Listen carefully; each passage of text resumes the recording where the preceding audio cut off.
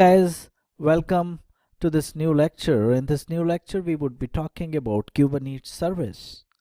A service can be defined as a logical set of pods. It can be defined as an abstraction on the top of the pod which provides a single IP address and DNS name by which pods can be accessed.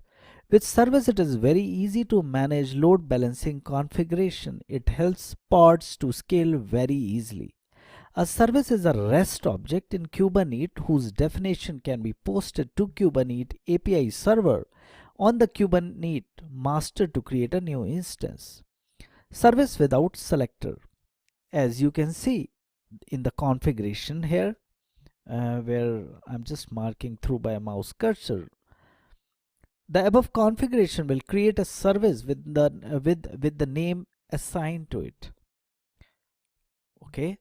Let's quickly move to the second configuration. It is service config file with selector. As you can see here in the second figure. In this example, we have a selector. So in order to transfer traffic, we need to create an endpoint manually.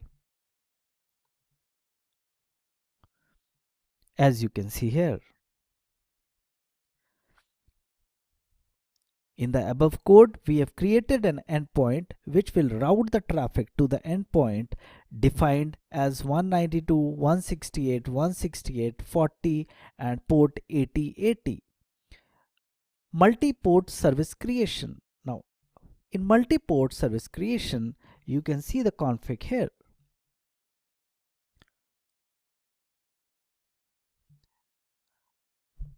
Types of service. Now, talking about types of service, we have cluster IP. This helps in restricting the service within the cluster. It exposes the service within the defined Kubernetes cluster. As you can see here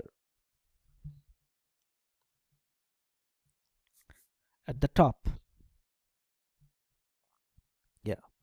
Node port. It will expose the service on static port on the deployed node.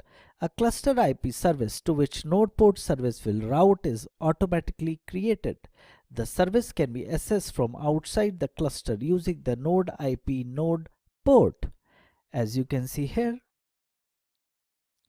Now, coming on to load balancers. It uses cloud providers load balancer. Node port and cluster IP services are created automatically to which the external load balancer will route.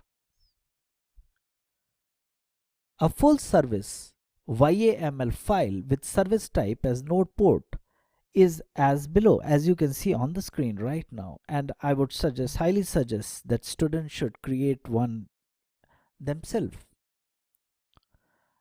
Okay, so with that I'm taking a pause here to end this lecture. In the next lecture we would be talking about a few more things to finish this particular topic. So thank you very much.